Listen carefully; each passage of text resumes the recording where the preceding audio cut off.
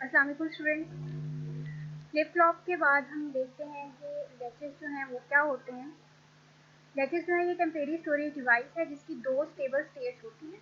ठीक है, stable states, और इसको नॉर्मली जो है ये फ्लिप फ्लॉप की कैटेगरी से थोड़ा सेपरेट रखा जाता है। होता ये बिल्कुल फ्लिप फ्लॉप की तरह है, लेकिन इसमें जिस तरह से आपकी स्टेट्स चेंज हो रही होती हैं, सिर्फ उस वजह से इसको जो है वो फ्लिप फ्लॉप से थोड़ा डिफरेंट हम कहते हैं।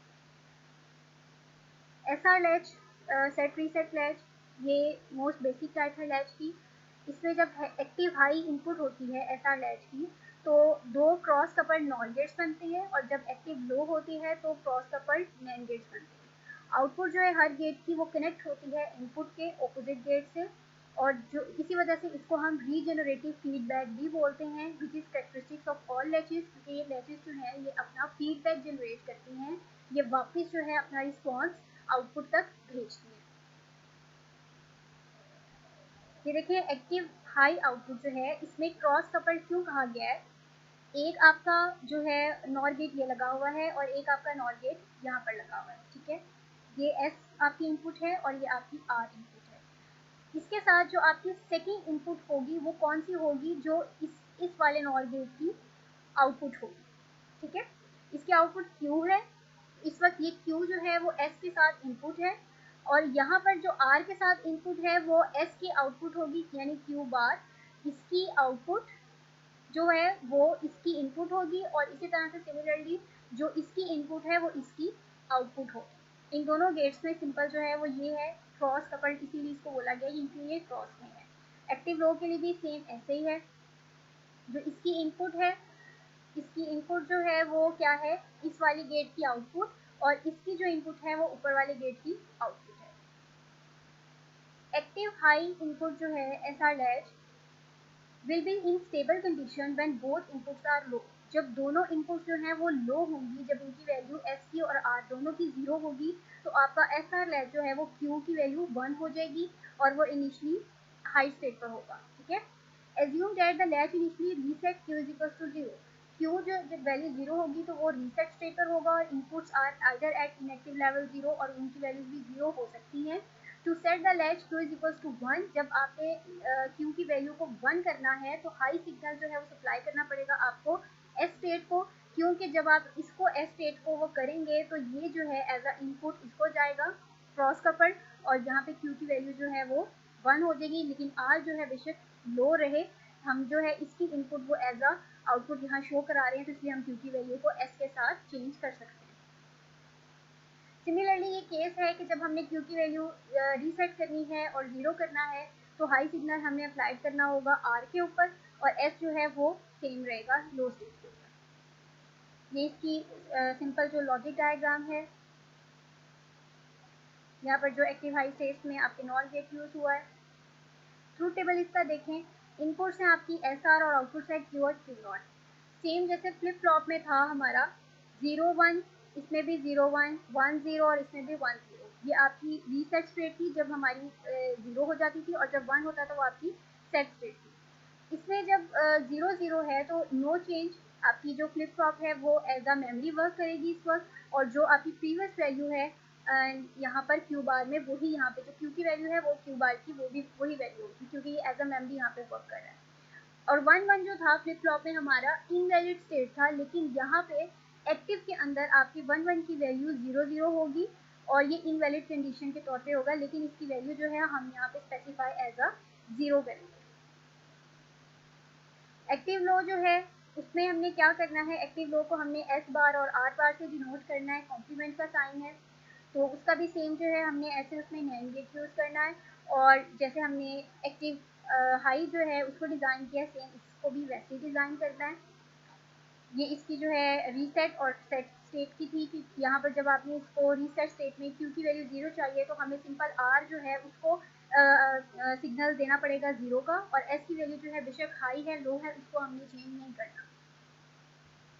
ये इसका लॉजिक सिंबल है, और ये इसके लॉजिक डायग्राम है जिसमें जो नैंड गेट हमने यूज़ करना है, और ये एस बार और आर बार जो है ये नेगेटिव के लिए यानी एक्टिव लो इनपुट के लिए।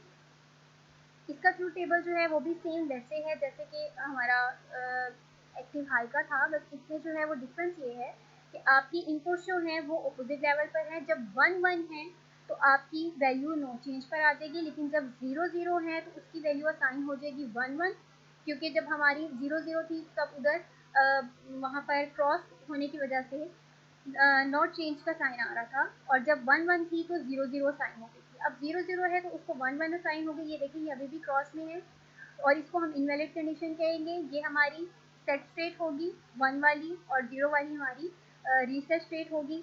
बाकी इसमें और कोई डिफरेंस नहीं है। इसके कुछ प्रैक्टिस क्वेश्चंस हैं सेम वैसे ही जैसे हमने इसके फ्लिप फ्लॉप के किए हैं। आपने ये ट्रूथ टेबल को देखते हुए इसकी आउटपुट जो है वो जनरेट करनी है, और अगर आपको इसकी आउटपुट जो है वो जनरेट करना नहीं आती सिग्नल के साथ, तो आप प्रीवियस वीडियो जो है वो देख सकते हैं।